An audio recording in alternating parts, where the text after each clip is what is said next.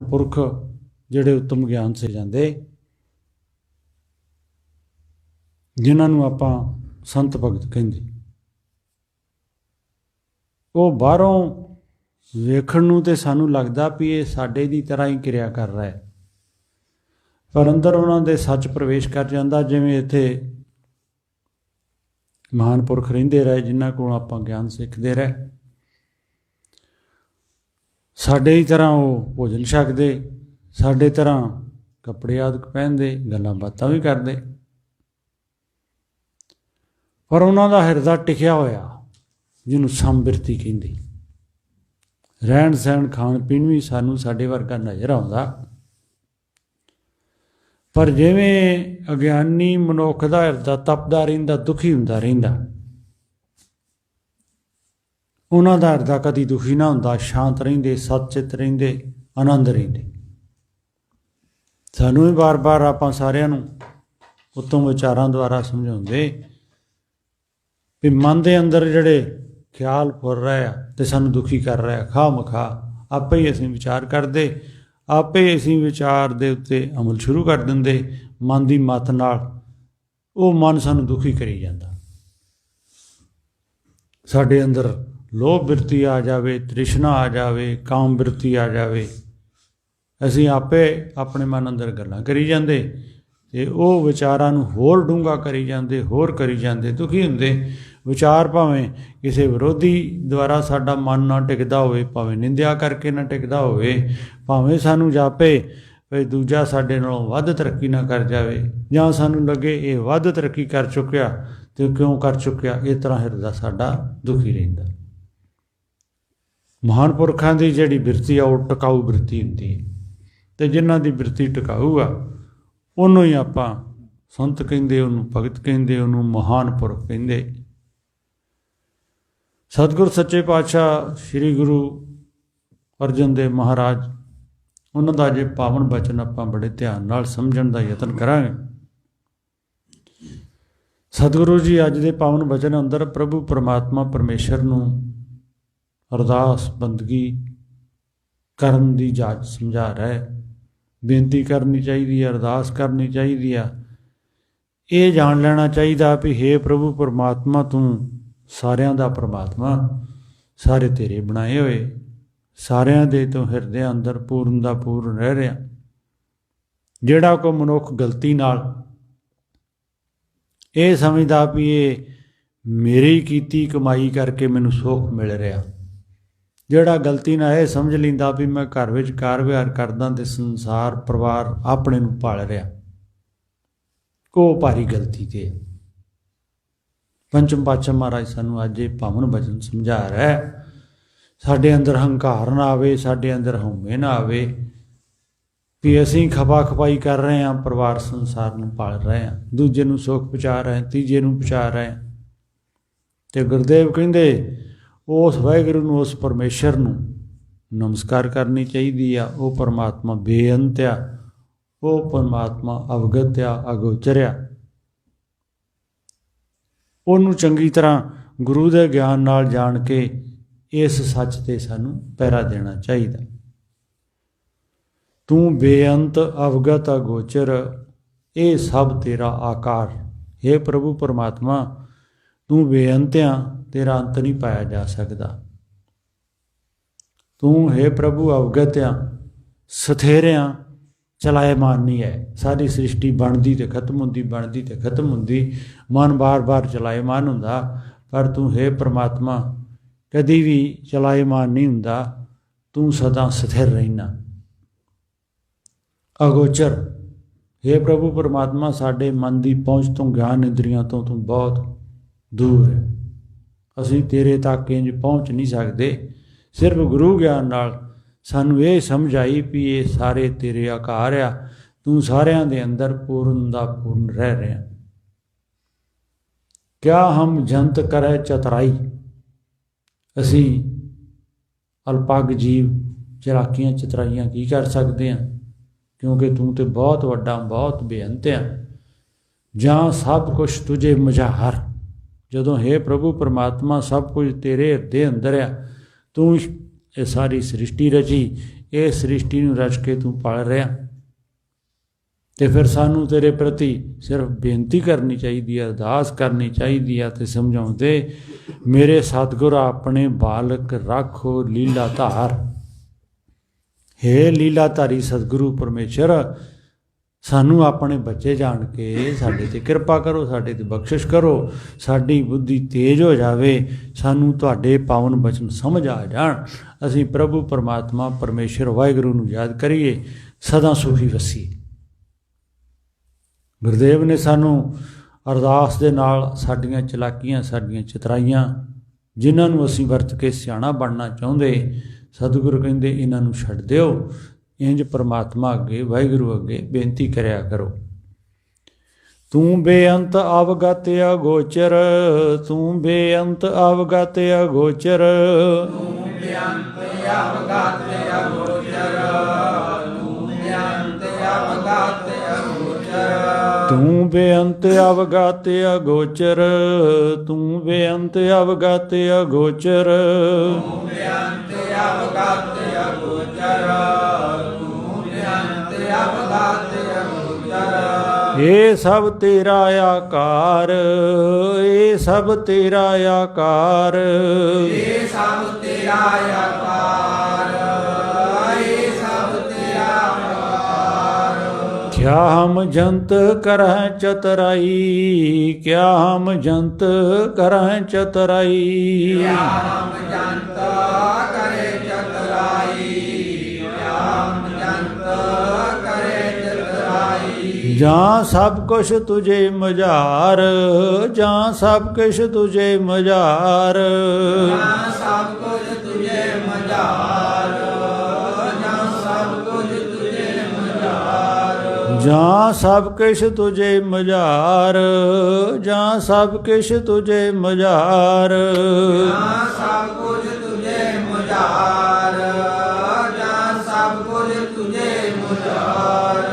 ਮੇਰੇ ਸਤਿਗੁਰ ਆਪਣੇ ਬਾਲਕ ਰਾਖੋ ਲੀਲਾ ਧਾਰ, ਮੇਰੇ ਸਤਿਗੁਰ ਆਪਣੇ ਬਾਲਕ ਰਾਖੋ ਲੀਲਾ ਧਾਰ, ਮੇਰੇ ਸਤਿਗੁਰ ਆਪਣੇ ਬਾਲਕ ਰਾਖੋ ਲੀਲਾ ਧਾਰ। ਮੇਰੇ ਸਤਿਗੁਰ ਆਪਣੇ ਬਾਲਕ ਰਾਖੋ ਲੀਲਾ ਧਾਰ।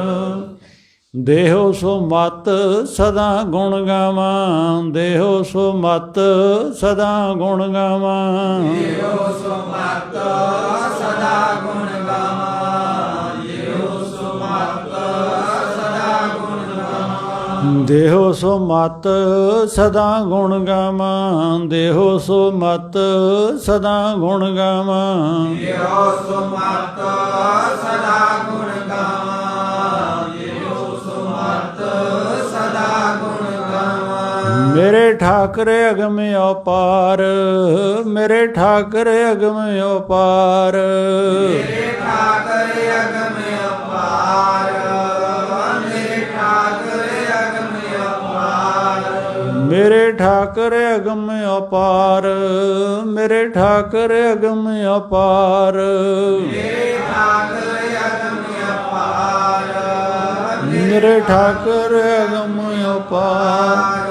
ਸਤਿਗੁਰ ਬਖਸ਼ਿਸ਼ ਕਰ ਰਿਹਾ ਸਾਨੂੰ ਪਰਮੇਸ਼ਰ ਅੱਗੇ, ਪਰਮਾਤਮਾ ਅੱਗੇ ਬੇਨਤੀ ਕਰਦੇ ਰਹਿਣਾ ਚਾਹੀਦਾ। ਹੇ ਵਾਹਿਗੁਰੂ, ਹੇ ਮੇਰੇ ਪ੍ਰੀਤਮ ਪਿਆਰੇ, ਹੇ ਲੀਲਾਧਾਰੀ ਸਤਿਗੁਰੂ, ਆਪਣੇ ਬਾਲਕ ਤੇ ਕਿਰਪਾ ਕਰੋ। ਅਣਜਾਣਿਆਂ ਬੇਸਮਝਿਆਂ ਤੇਰੇ ਗੁਣਾਂ ਦਾ ਮੈਨੂੰ ਭੇਤ ਨਹੀਂ, ਤੂੰ ਬੇਅੰਤ ਆਂ, ਤੂੰ ਬਹੁਤ ਵੱਡਾ।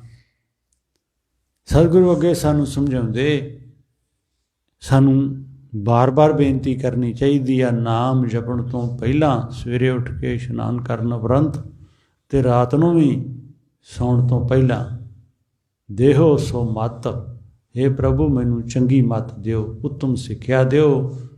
ਕਿਹੜੀ ਸਿੱਖਿਆ? ਸਦਾ ਗੁਣ ਗਾਵਾਂ। ਆਪਾਂ ਦੇ ਅੰਦਰ ਵਿਚਾਰ ਕਰੀਏ ਵੀ ਅਸੀਂ ਪਰਮਾਤਮਾ ਅੱਗੇ ਇਸ ਤਰ੍ਹਾਂ ਦੀਆਂ ਬੇਨਤੀਆਂ ਕਰਦੇ ਹਾਂ ਜਾਂ ਆਪਣੀ ਮੱਤ ਨਾਲ ਠੀਕ ਬੇਨਤੀਆਂ ਨਹੀਂ ਕਰਦੇ, ਤੇ ਸਿੱਖ ਲੈਣੀਆਂ ਚਾਹੀਦੀਆਂ।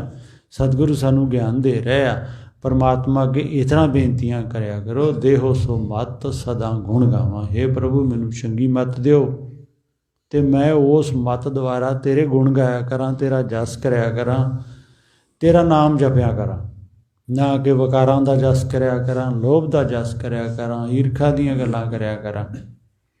ਮੇਰੇ ਠਾਕਰ ਅਗਮ ਅਪਾਰ, ਹੇ ਪ੍ਰਭੂ ਤੂੰ ਬੇਅੰਤ ਆ, ਗਿਆਨ ਇੰਦਰੀਆਂ ਦੀ ਪਹੁੰਚ ਤੋਂ ਦੂਰ ਆ, ਪਾਰਾਵਾਰ ਤੋਂ ਬਹੁਤ ਉੱਤਮ ਆ, ਮੈਂ ਤੇਰਾ ਭੇਤ ਨਹੀਂ ਪਾ ਸਕਦਾ, ਸਿਰਫ ਮੇਰੇ ਉੱਤੇ ਕਿਰਪਾ ਕਰੋ, ਮੈਨੂੰ ਮੱਤ ਚੰਗੀ ਆ ਜਾਵੇ, ਮੈਂ ਹੇ ਪ੍ਰਭੂ ਪਰਮਾਤਮਾ ਤੇਰਾ ਜਸ ਕਰਿਆ ਕਰਾਂ। ਅਤੇ ਅੱਗੇ ਦ੍ਰਿਸ਼ਟਾਂਤ ਦੇ ਕੇ ਸਮਝਾਉਂਦੇ, ਜਿਵੇਂ ਸਾਨੂੰ ਸਾਰਿਆਂ ਨੂੰ ਮਾਤ ਗਰਭ ਵਿੱਚ ਪ੍ਰਭੂ ਪਰਮਾਤਮਾ ਨੇ ਸਾਡੀ ਰੱਖਿਆ ਕੀਤੀ, ਸਾਨੂੰ ਜਿਉਂਦਾ ਰੱਖਿਆ, ਉੱਥੇ ਨਾਮ ਜਪਦੇ ਰਹੇ ਅਤੇ ਸੁਖੀ ਹੋਏ, ਅਤੇ ਜਦੋਂ ਬਾਹਰ ਆ ਗਏ ਤਾਂ ਸਾਨੂੰ ਚੇਤਾ ਭੁੱਲ ਗਿਆ। ਜੈਸੀ ਅਗਨ ਉਦਰਮੇ ਤੈਸੀ ਬਾਹਰ ਮਾਇਆ, ਮਾਇਆ ਅਗਨ ਸਭ ਇੱਕੋ ਜਿਹੀ ਕਰਤੇ ਖੇਲ ਰਚਾਇਆ।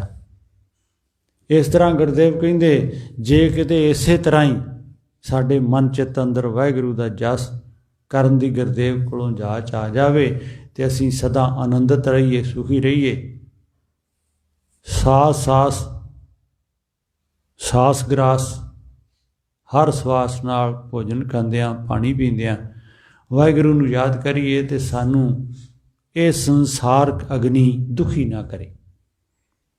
ਜਿਵੇਂ ਮਾਤਾ ਦੇ ਪੇਟ ਵਿੱਚ ਅਗਨੀ ਦੁਖੀ ਕਰਦੀ ਅਤੇ ਜੀਵ ਵਾਹਿਗੁਰੂ ਦਾ ਜਾਪ ਕਰਦਾ, ਹੈ ਪ੍ਰਭੂ ਪਰਮਾਤਮਾ ਇਸ ਦੁੱਖ ਤੋਂ ਬਾਹਰ ਕੱਢੋ, ਅਤੇ ਉਸੇ ਤਰ੍ਹਾਂ ਦੀ ਇਹ ਸੰਸਾਰਕ ਮਾਇਆ ਸਾਨੂੰ ਦੁਖੀ ਕਰਦੀ।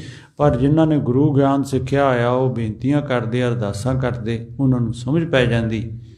ਜਿਨ੍ਹਾਂ ਨੇ ਗਿਆਨ ਨਹੀਂ ਸਿੱਖਿਆ ਹੋਇਆ ਉਹ ਇਸੇ ਤਰ੍ਹਾਂ ਸੰਸਾਰ ਜਗਤ ਉੱਤੇ ਆਉਂਦੇ, ਪਸ਼ੂ ਬਿਰਤੀ ਲੈ ਕੇ, ਅਤੇ ਇਸੇ ਤਰ੍ਹਾਂ ਸੰਸਾਰ ਛੱਡ ਕੇ ਪਸ਼ੂਆਂ ਦੀ ਤਰ੍ਹਾਂ ਚਲੇ ਜਾਂਦੇ, ਫਿਰ ਨੀਵੀਆਂ ਜੂਨਾਂ ਵਿੱਚ ਉਹਨਾਂ ਨੂੰ ਚੱਕਰ ਕੱਟਣੇ ਪੈਂਦੇ। ਇਸ ਕਰਕੇ ਗੁਰਦੇਵ ਇਹ ਜਾਚ ਦੱਸਦੇ। ਸਿੱਖਾਂ ਪੁੱਛਿਆ, ਮਹਾਰਾਜ ਫਿਰ ਜ਼ਿਆਦਾ ਦੁੱਖ ਦਾ ਕੀ ਕਾਰਨ ਆ? ਅਤੇ ਗੁਰਦੇਵ ਕਹਿੰਦੇ, ਜਿਹਨੂੰ ਪਰਾਏ ਧਨ ਨਾਲ ਲਗਾਵ ਆ, ਪਰਾਏ ਤਨ ਨਾਲ ਲਗਾਵ ਆ, ਪਰਾਈ ਇਸਤਰੀ ਪਰਾਏ ਪੁਰਸ਼ ਨਾਲ ਲਗਾਵ ਆ, ਪਰਾਈ ਨਿੰਦਿਆ ਨਾਲ ਲਗਾਵ ਆ, ਉਹ ਦੁਖੀ ਹੁੰਦਾ। ਅਤੇ ਜੇ ਇਹਦੇ ਨਾਲੋਂ ਚਿੱਤ ਬਿਰਤੀ ਢਾ ਕੇ ਵਾਹਿਗੁਰੂ ਨਾਲ ਲਾ ਲਵੇ ਅਤੇ ਸਤਿਗੁਰੂ ਕਹਿੰਦੇ ਉਹ ਸੁਖੀ ਹੋ ਜਾਂਦਾ। ਉਹਨੂੰ ਇਹਨਾਂ ਦੁੱਖਾਂ ਤੋਂ ਬਚਣ ਵਾਸਤੇ ਸਿਰਫ ਅਤੇ ਸਿਰਫ ਪਰਮਾਤਮਾ ਅੱਗੇ, ਪਰਮੇਸ਼ਰ ਅੱਗੇ ਅਰਦਾਸ ਕਰਨੀ ਚਾਹੀਦੀ ਹੈ।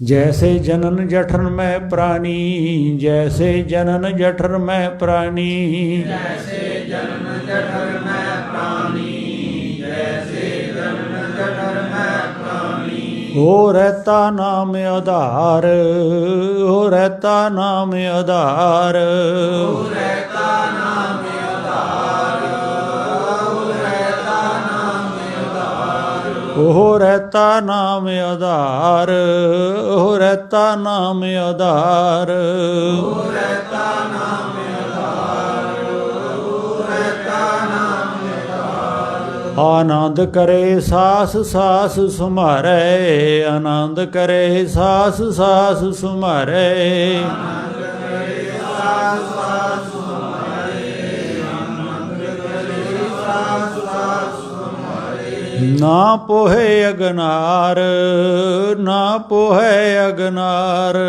ਨਾ ਪੋਹੇ ਅਗਨਾਰ, ਨਾ ਪੋਹੇ ਅਗਨਾਰ, ਨਾ ਪੋਹੇ ਅਗਨਾਰ, ਨਾ ਪੋਹੇ ਅਗਨਾਰ, ਨਾ ਪੋਹੇ ਅਗਨਾਰ, ਨਾ ਪੋਹੇ ਅਗਨਾਰ। ਪਰ ਤਨ ਪਰਦਾਰਾ ਪਰ ਨਿੰਦਾ, ਪਰ ਤਨ ਪਰਦਾਰਾ ਪਰ ਨਿੰਦਾ, ਪਰ ਤਨ ਪਰਦਾਰਾ ਪਰ ਨਿੰਦਾ, ਪਰ ਤਨ ਪਰਦਾਰਾ ਪਰ ਨਿੰਦਾ, ਪਰ ਤਨ ਪਰਦਾਰਾ ਪਰ ਨਿੰਦਾ, ਪਰ ਤਨ ਪਰਦਾਰਾ ਪਰ ਨਿੰਦਾ, ਪਰ ਤਨ ਪਰਦਾਰਾ ਪਰ ਨਿੰਦਾ, ਪਰ ਤਨ ਪਰਦਾਰਾ ਪਰ ਨਿੰਦਾ।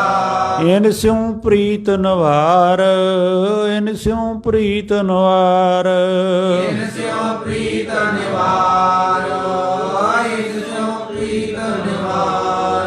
ਚਰਨ ਕਮਲ ਸੇਵੀ ਰਿਦ ਅੰਤਰ, ਚਰਨ ਕਮਲ ਸੇਵੀ ਰਿਦ ਅੰਤਰ, ਚਰਨ ਕਮਲ ਸੇਵੀ ਰਿਦ ਅੰਤਰ, ਚਰਨ ਕਮਲ ਸੇਵੀ ਰਿਦ ਅੰਤਰ।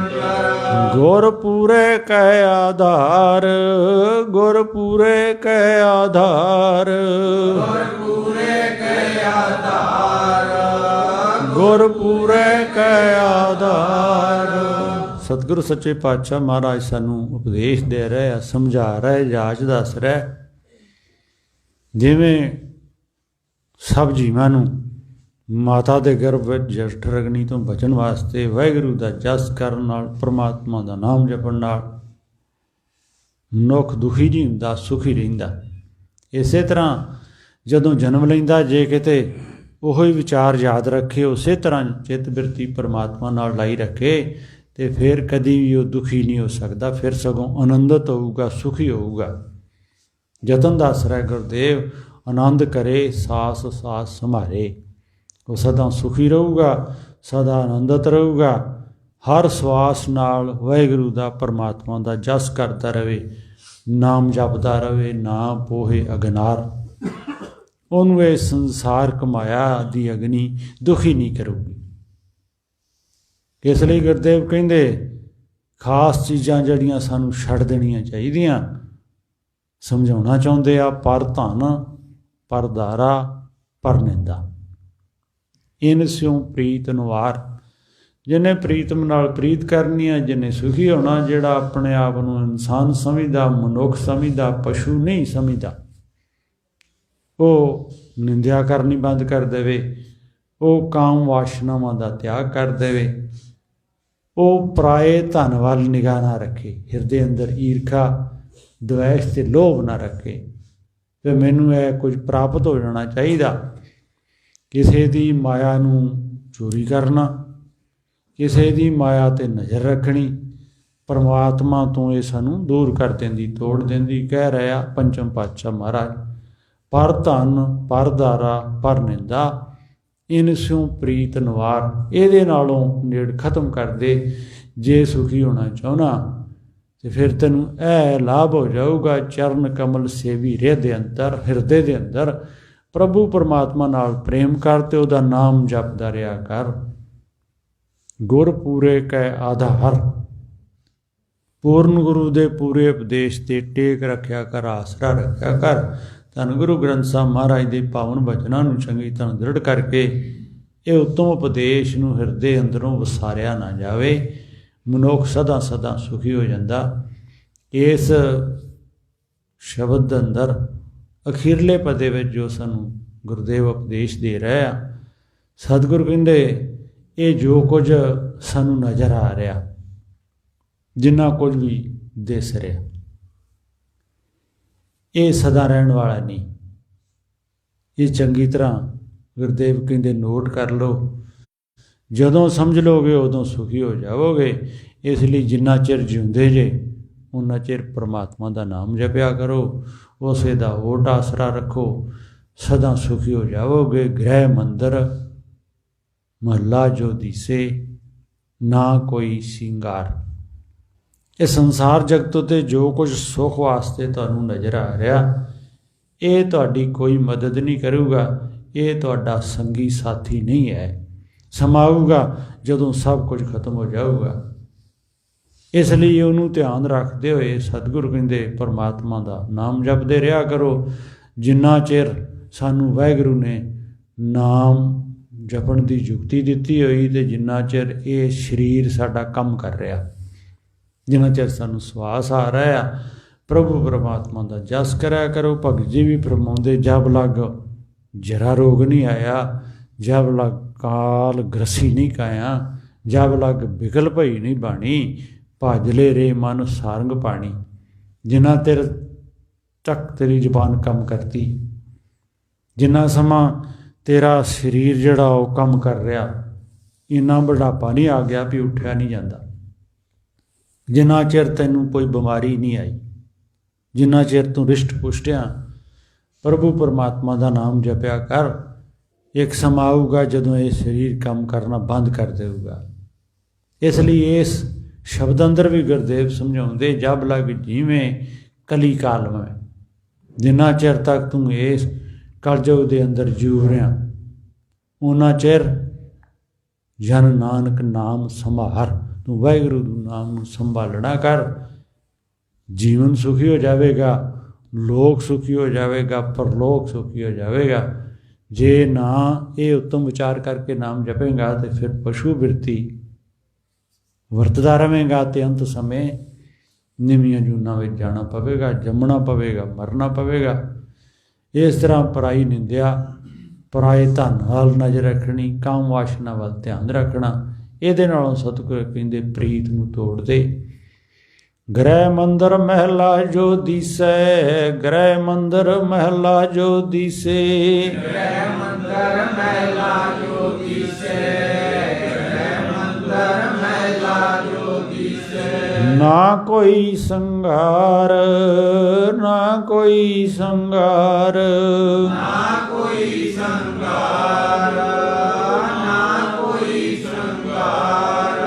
ਜਬ ਲਗ ਜੀਵੇਂ ਕਲੀ ਕਾਲ ਮੈਂ, ਜਬ ਲਗ ਜੀਵੇਂ ਕਲੀ ਕਾਲ ਮੈਂ, ਜਬ ਲਗ ਜੀਵੇਂ ਕਲੀ ਕਾਲ ਮੈਂ, ਜਬ ਲਗ ਜੀਵੇਂ ਕਲੀ ਕਾਲ ਮੈਂ, ਜਬ ਲਗ ਜੀਵੇਂ ਕਲੀ ਕਾਲ ਮੈਂ, ਜਬ ਲਗ ਜੀਵੇਂ ਕਲੀ ਕਾਲ ਮੈਂ। ਜਬ ਲਗ ਜੀਵੇਂ ਕਲੀ ਕਾਲ ਮੈਂ, ਜਬ ਲਗ ਜੀਵੇਂ ਕਲੀ ਕਾਲ ਮੈਂ। ਜਨ ਨਾਨਕ ਨਾਮ ਸਮਾਰ, ਜਨ ਨਾਨਕ ਨਾਮ ਸਮਾਰ, ਜਨ ਨਾਨਕ ਨਾਮ ਸੁਮਾਰ, ਜਨ ਨਾਨਕ ਨਾਮ ਸਮਾਰ।